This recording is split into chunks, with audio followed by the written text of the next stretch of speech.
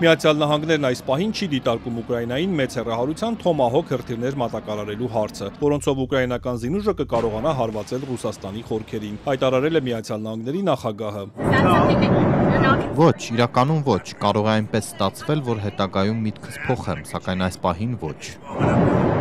Ավելի վաղ CNN-ը իր աղբյուրներին հղումով հայտնել էր, թե Պենտագոնը համաձայնել է նման հրթիռներ տրամադրել Ուկրաինային, սակայն վերջնական որոշումը պետք է կայացնի նախագահը։ Դոնալդ Թրամփը նաև ասել է, որ չի մասնակցում ռուսական սառեցված ակտիվների բռնագրավման մասին քննարկումներին։ Սպիտակ տան ղեկավարը CBS-ին տված հարցազրույցում էլ ասել է, որ արդեն մի քանի հակամարտություն է կարգավորել, դիմելով այդ թվում մաքսատուրքերի օգնությանը, սակայն ուկրաինականի դեպքում մի փոքր այլ է։ ԱՄՆ-ն Ռուսաստանի հետ այլ կերպ է վարվում, քանի որ տնտեսական սերտ հարաբերություններ չունեն այս երկրի հետ, թեև ըստ նրա Պուտինը ցանկանում է ունենալ։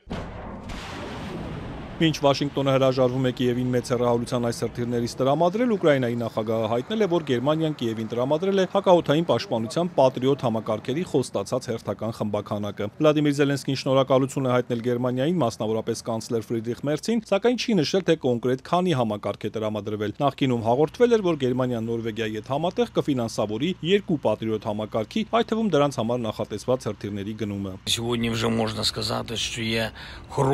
Այսօր արդեն կարող ենք ասել, որ մեր պաշտպանության համար լավ արդյունք կա։ Ուկրաինան այժմ ավելի շատ Փետրիոտ համակարգեր ունի։ Մեր պայմանավորվածությունները կատարվել են։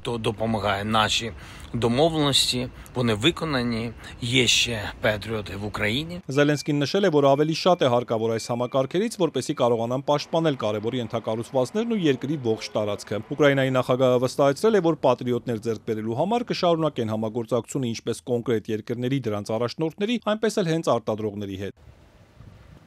Reuters-ը հաղորդում է, որ Ռուսաստանի նկատմամբ Միացյալ Նահանգների եւ Եվրոպական միության սահմանած նոր պատժամիջոցներն արդյունք են տալիս։ Դրանց պատճառով թուրքական նավթավերամշակման գործարանները, հետևելով Հնդկաստանի օրինակին, սկսել են ավելի քիչ ռուսական նավթ գնել։ Մասնավորապես ըստ գործակալության խոշորագույն գործարաններից մեկը, որը սեպտեմբեր-հոկտեմբեր ամիսներին գնել է միայն ռուսական նավթ, հիմա արդեն պատվերներ է տվել, որպեսզի նավթ գնի Իրաքից, Ղազախստանից եւ այլ երկրներից։ Մեկ այլ խոշոր ընկերություն համարվող Տուպրասը արդեն բանակցել է Բրազիլիայից եւ Անգոլայից մատակարարումների շուրջ եւ հավանաբար առաջիկայում ամբողջությամբ կդադարեցնի Ռուսաստանից նավթի ներմուծումը։ Բլումբերգի տվյալներով չինական պետական նավթավերամշակողները, ինչպիսիք են Սինոպեկը եւ Պետրոչայնան, եւս սկսել են հրաժարվել ռուսական նավթից եւ արդեն չեղարկել են որոշ պատվերներ։ Նավթավերամշակող փոքր մասնավոր գործարանները նույնպես առայժմ հրաժարվում են ռուսական նավթ գնելուց։